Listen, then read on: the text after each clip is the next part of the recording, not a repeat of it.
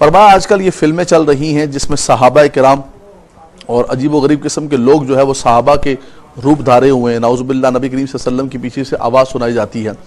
دیکھیں یہ بالکل حرام اور بہت ہی گناہ کا کام ہے۔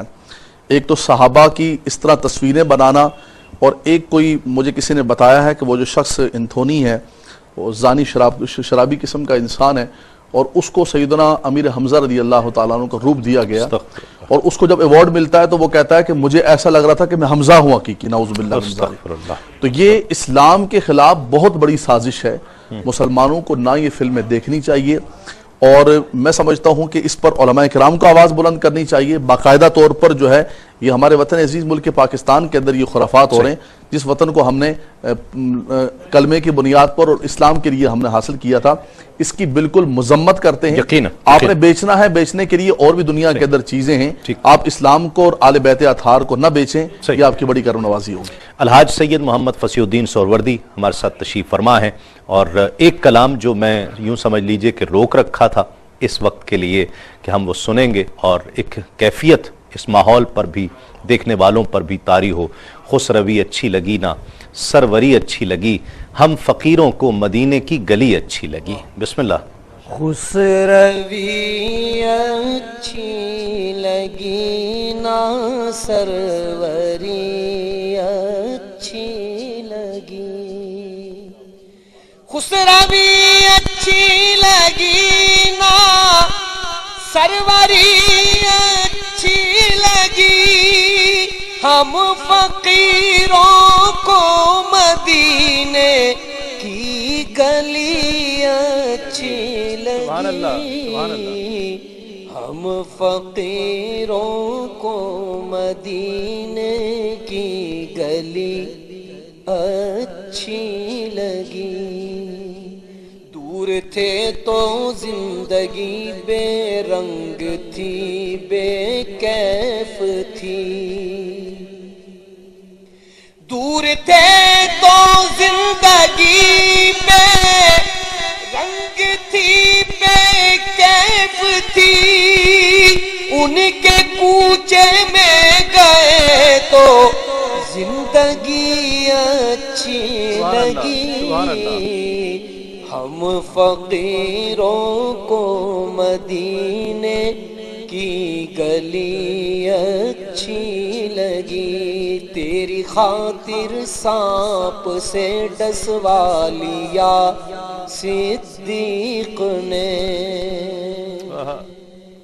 تیری خاطر سانپ سے ڈسوا لیا صدیق نے، عاشقوں کو ان کی طرز عاشقی اچھی لگی، عاشقوں کو ان کی طرز عاشقی اچھی لگی، کی نماز عصر حیدر نے قضا تیرے لیے، سبحان اللہ، کی نماز عصر حیدر نے قضا تیرے لیے، رب تعالیٰ کو علی کی بندگی اچھی لگی، ہم فقیروں کو مدینے کی گلی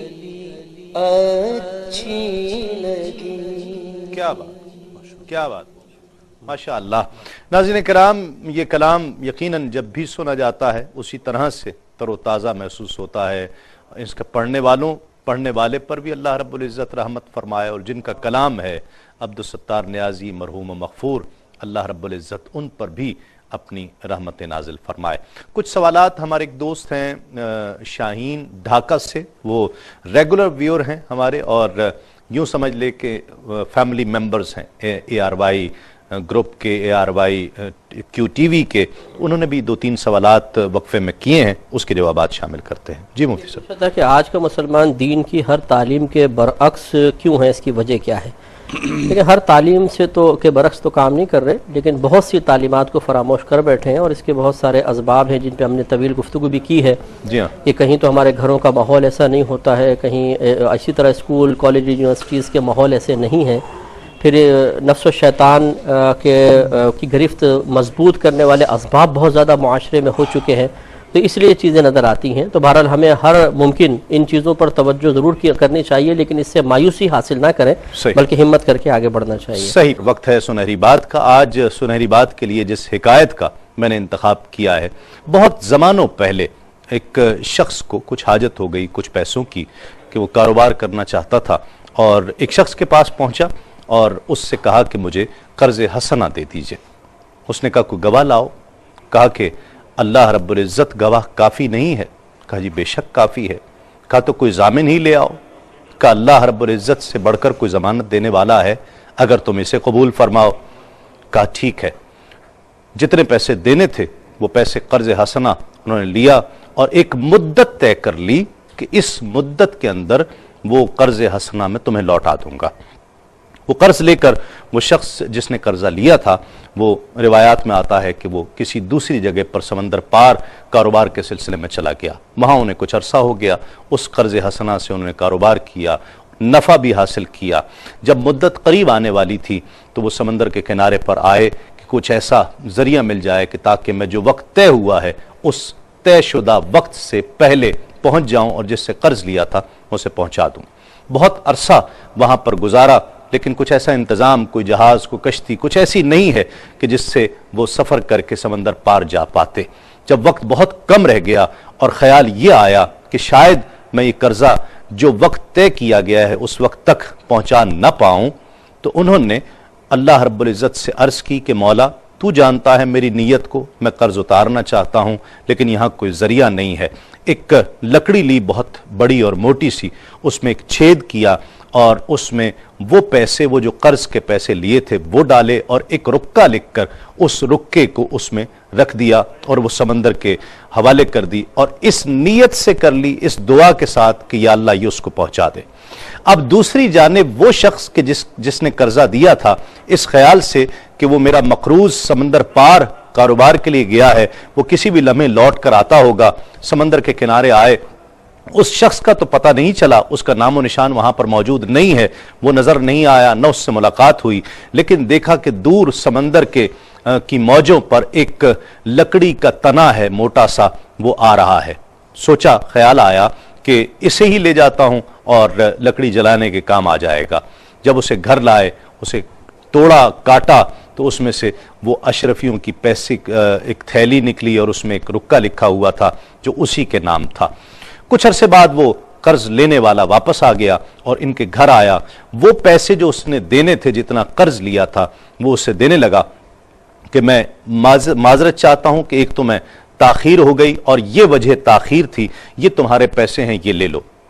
وہ ابھی پیسے اس نے نہیں لیے اور کہا کہ وہ لکڑی کا ایک تنے میں کچھ پیسے تم نے اور رکا لکھ کر بھیجا تھا، وہ تم نے لکھا تھا اور تم نے پیسے بھیجے تھے؟ کہا میں نے بھیجے تھے۔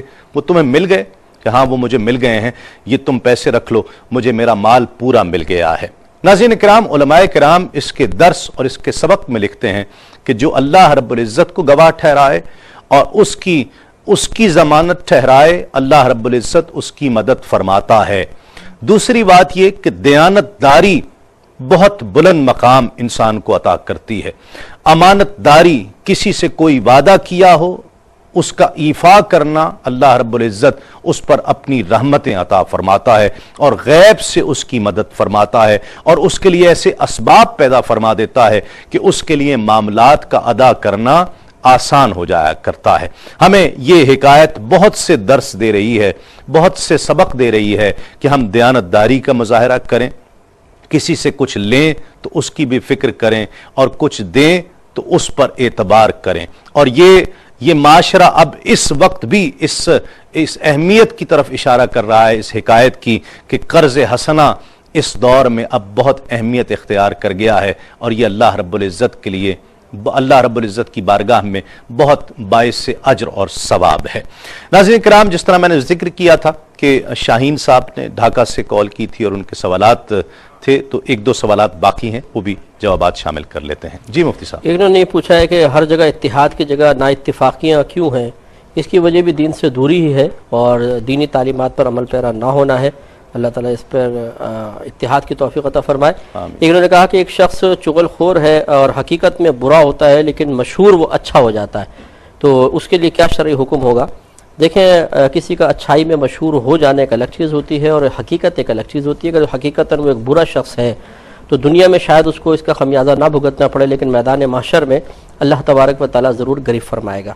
لیکن انہوں نے کہا کہ حضور صلی اللہ علیہ وسلم کا تبلیغ کا طریقہ کیا تھا؟ نبی کریم صلی اللہ علیہ وسلم نے ہر طریقے سے تبلیغ فرمائی، اپنے خطوط کے ذریعے بھی، زبان کے ذریعے بھی، عمل کے ذریعے بھی. تو عملی بھی تھی اور خطوط کے ذریعے بھی تھی، اسی طرح زبان کے ذریعے، اور ایک ہوتی تھی تبلیغ تقریری، یعنی نبی کریم صلی اللہ علیہ وسلم نے کسی عمل کو دیکھا اور اس سے پھر منع نہ فرمایا، کسی نے کوئی بات کہی اس کا رد نہیں فرمایا تو اس کے جواز کی طرف اشارہ کر دیا. یہ بھی ایک تبلیغ کا طریقہ رہا. اور آخر انہوں نے پوچھا تھا کہ عورتیں بھی کیا اس زمانے میں تبلیغ کرتی تھیں؟ جی ہاں بالکل کرتی تھیں، لیکن ان کا طریقہ کار یہ نہیں تھا کہ وہ کسی گھروں میں یا محلوں میں جا کے کریں، بلکہ خود عورتیں ان کے پاس آتی تھیں، جو صاحبہ علم عورتیں ہوتی تھیں ان کے پاس عورتیں آتی تھیں اور اکتساب کرتی تھیں. اس طرح تبلیغ دین کا سلسلہ جاری و ساری تھا. ٹھیک. علامہ صاحب، توبہ کے حوالے سے ہم گفتگو کر رہے تھے اور توبہ ہونی چاہیے یقیناً، اور ہر کام کی ہونی چاہیے. توبہ کی مقبولیت میں قبولیت کے لیے اچھے الفاظ، خوبصورت الفاظ کا استعمال کرنا، اور یہ اس کی قبولیت کے امکانات کو بڑھا دیتا ہے. کیسے؟ میں سمجھا نہیں. کوئی بھی ایسا خوبصورت الفاظ کہ مولا تو کریم ہے، تو اپنے بندوں کو معاف کرنے والا ہے، اور خوبصورت الفاظ سے اس کا ذکر کرنا، اپنے گناہوں کی رودات بیان کرنا. دیکھیں جی، جہاں تک انسان خلوت کے اندر، تنہائی کے اندر اللہ تبارک و تعالیٰ کی بارگاہ میں التجا کرتا ہے، تو اس میں تو جتنا زیادہ انسان الفاظ استعمال کرے یا جتنا زیادہ التجا کرے وہ تو بندے کا اور رب کا معاملہ ہے. لیکن یہ جو ہمارے ہاں ایک بڑی معذرت سے ایک ٹائٹل لگ گیا ہے کہ بھائی فلاں جو ہے رقت انگیز دعا فرمائیں گے، تو وہ رقت پتہ نہیں کس بازار سے ملتی ہے، وہ سب فرمائیں گے اس کے حوالے سے کہ وہ دعا سے پہلے کہیں سے رقت لے کر آگے بازار سے. اور یہ نہیں پتہ چلتا کہ لوگ دعا میں روتے ہیں کہ دعا پر روتے ہیں. تو اس میں پھر اتنا تصنع اور اتنا، یہ میں آپ کو حقیقت عرض کروں بغیر کسی اس کے، کہ بعض لوگوں نے، عام لوگوں نے کہا، بولا دعا کر کر کے ہم کرتے کرتے کرتے ہم نا ہاتھ ہمارے تھک گئے، اللہ معاف کر دے، ہمیں پتہ نہیں گناہ ملے گا، ہم نے ہاتھ نیچے رکھ کے. بلکہ ایک صاحب نے مجھے، ہمارے تھے وہاں پر، انہوں نے کہا کہ 15 شعبان کو ایک مولانا صاحب نے اتنی لمبی دعا مانگی، اتنی لمبی دعا مانگی، مجھے نے قبرستان جانا تھا، میں نے پیچھے سے آمین کر کے نہ چلا گیا میں. تو دیکھیں اس طرح وہ دعا قبول ہوئی، پھر اللہ تعالیٰ قبول و منظور فرمائے اس کی دعا کو. کیا کہتے ہیں دعا توبہ قبول ہو جائے اس کی علامات کیا ہوتی ہیں؟ جی ہاں، دیکھیں انسان کے اندر ظاہری اور باطنی تبدیلی اس کی واضح علامات ہیں، اور فقہائے اسلام نے لکھا ہے کہ اگر وہ توبہ کرنے کے بعد اپنے آپ کو گناہوں سے بچتا پائے، سابقہ وقت کے ضیاع پر اور جو کچھ اس نے اللہ تعالیٰ کی نافرمانی کی اس پہ ندامت اور افسوس اور پچھتاوا اس پر غالب رہے، اچھوں کی صحبت اختیار کرے، نیک اعمال کی طرف زیادہ بڑھتا ہوا اپنے آپ کو محسوس کرے، استقامت حاصل کرے، اچھوں کی صحبت اختیار کر لے، علم سیکھے، علم دین سیکھے، اور آئندہ گناہوں سے بچتا ہوا پائے، تو یہ علامت ہے اس بات کی کہ اللہ تبارک و تعالیٰ نے اس کی توبہ کو قبول فرما لیا. صحیح. بہت شکریہ حضرت علامہ مفتی محمد اکمل صاحب، آپ تشریف لائے. الحاج سید محمد فصیح الدین سہروردی صاحب، آپ تشریف لائے. ناظرین کرام، آج کا موضوع توبہ کے حوالے سے ہم نے گفتگو کی. توبہ ندامت ہے، ندامت کا احساس ہے، یہ ایک جذبے کا نام ہے. رب کی بارگاہ میں پیش ہو جائیے، دیر نہیں ہوتی ہے. توبہ کے لیے کوئی ایسا وقت مقرر نہیں کیا گیا آپ کی زندگیوں میں. وہ جو علامات قیامت ہیں الگ بات ہے، لیکن ایسا نہیں ہے کہ توبہ کا وقت ختم ہو رہا ہے لیکن زندگی کا کوئی بھروسہ نہیں ہے، ایک آن ایک لمحے کا بھی بھروسہ نہیں ہے. تو اس میں دیر نہ کیجئے، اللہ رب العزت کی بارگاہ میں نادم ہو جائیے. اسے بہت پسند ہیں ندامت میں بہے ہوئے آنسو، اور کوئی ندامت کے ساتھ رب کی بارگاہ میں حاضر ہو جائے. اپنے میزبان تسلیم احمد صابری کو کل تک کے لیے اجازت دیجئے. تسلیمات. بسم اللہ. میں تو پنجتن کا غلام ہوں، میں تو پنجتن کا غلام ہوں، میں غلام ابن غلام ہوں، میں تو پنجتن کا غلام ہوں. مجھے عشق ہے تو خدا سے ہے، مجھے عشق ہے تو رسول سے یہ کرم ہے سارا، بطول کا میرے منہ سے آئے مہک سادہ، جو میں نام لوں تیرا جھوم کے، میں تو پنجتن کا غلام ہوں۔